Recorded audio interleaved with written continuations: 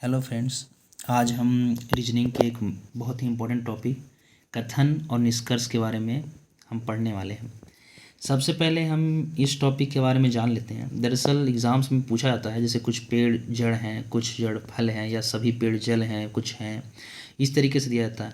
इसमें सबसे इम्पोर्टेंट इस चीज़ का होता है कि वो कहना क्या चाहता है। आप इस बात को समझिए और उसके पहले ग्राफ बनाइए, क्योंकि इसमें सबसे इम्पोर्टेंस ग्राफ की होती है।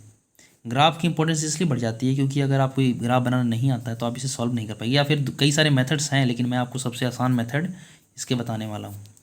तो आइए अब शुरू करते हैं। जैसे इसके पहले ग्राफ बनाते हैं।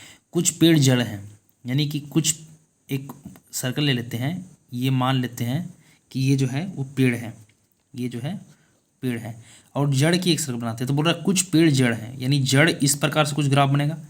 ये हो गया जड़, जे मान लेते हैं इसको। जैसे कुछ पेड़ जड़ है, कुछ पेड़ है जड़ है, यानी ये वाला पार्ट की बात कर रहा है, ये कुछ हो गया।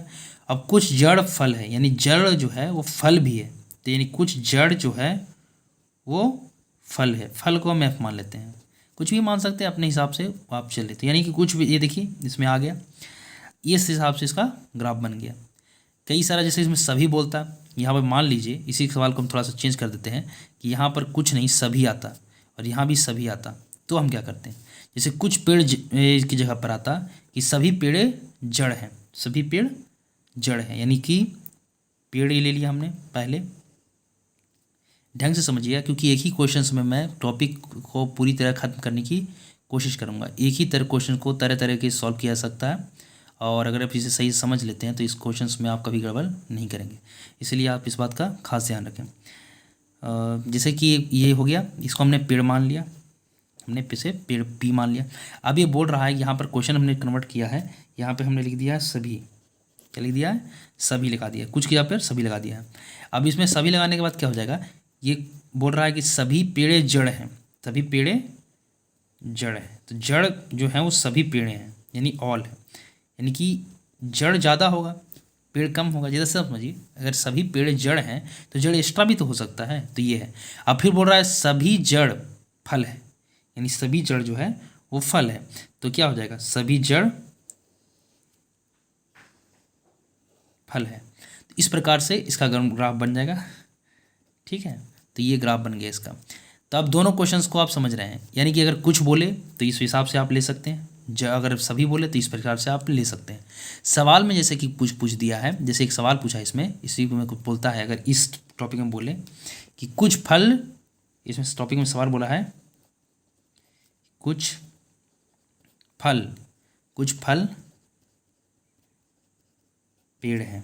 ठीक है, अब इसमें सवाल बोला है कुछ फल जो है वो पेड़ हैं। ठीक है, तो अब हम ले लेते हैं। तो देखिए ज़रा, इसमें कुछ फल जो है वो पेड़ हो सकते हैं, फल ये है, पेड़ ये है। क्या ये दोनों कुछ हो सकते हैं? नहीं हो सकते, क्योंकि अलग अलग है। देख रहे हैं, दोनों का अलग अलग ग्राफ बना है। लेकिन एक बात का ध्यान रखें, अगर बात संभावित की करें, क्योंकि संभावित में ऐसा भी तो हो सकता है कि इस तरीके से ग्राफ बने, ये हो सकता है। जरूरी थोड़ा ना है कि इसने ये तो नहीं कहा ना कि पेड़ और फल अलग अलग हैं, ये नहीं कहा, लेकिन संभावित है वो ज़्यादा करके बड़े बड़े एग्जामों में पूछे जाते हैं, जैसे कि सीजीएल हो गया। सीजीएल में कई बार आप पूछ लेते हैं इस चीज़ों को, लेकिन नॉर्मल से एग्ज़ाम्स में ज़्यादातर जो सिंपल से एग्ज़ाम्स हैं उसमें ये संभावित माने नहीं पूछाती हैं। लेकिन अगर आप इसकी बात करें तो कुछ फल पेड़ है, यानी कि ये पूरी तरह से निष्कर्ष जो है वो गलत है, क्योंकि ये हो ही नहीं सकता। ये संभावित हो सकता है लेकिन नॉर्मली नहीं होगा। अगला इसमें टॉपिक बोल रहा है कि कुछ जड़ पेड़ हैं।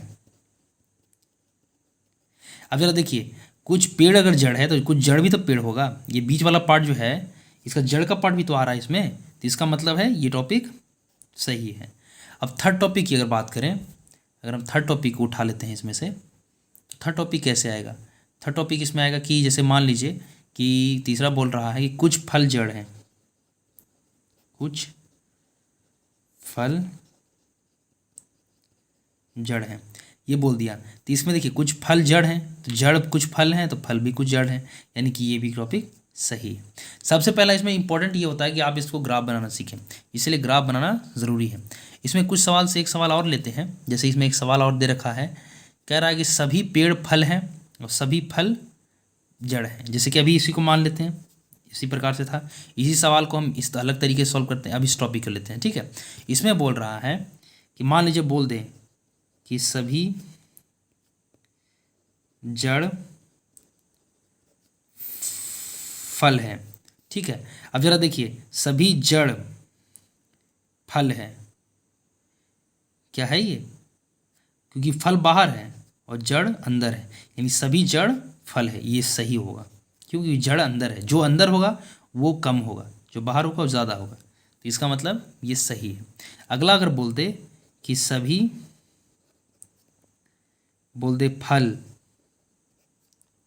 ठीक है, सभी फल, अगर इसी जगह पर मतलब बोल दे कि पेड़ है, सभी जड़ फल पेड़ है, तो ये हो ही नहीं सकता क्योंकि फल बाहर है, पेड़ अंदर है। अब सभी फल तो नहीं हो सकता ना, सभी अगर इसी जगह बोलता सभी पेड़ फल हैं तो सही है, लेकिन सभी फल पेड़ नहीं है क्योंकि पेड़ अंदर है।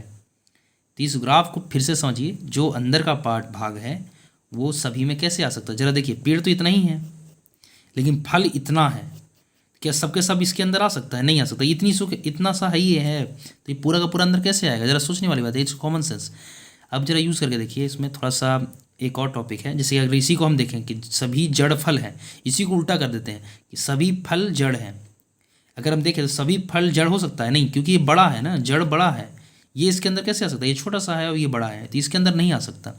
इस हिसाब से ये भी कॉन्सेप्ट गलत है, हो जाता। लेकिन इसमें ये सही है क्योंकि ये उल्टा लिखा हुआ है, मतलब ठीक लिखा हुआ है, सभी जड़ फल है, ठीक है। सभी फल पेड़ हैं, सभी फल पेड़ है, गलत है, ये बिल्कुल गलत है। अगर हम इसी पे लिख देते हैं, कुछ और लिख देते हैं, सभी पेड़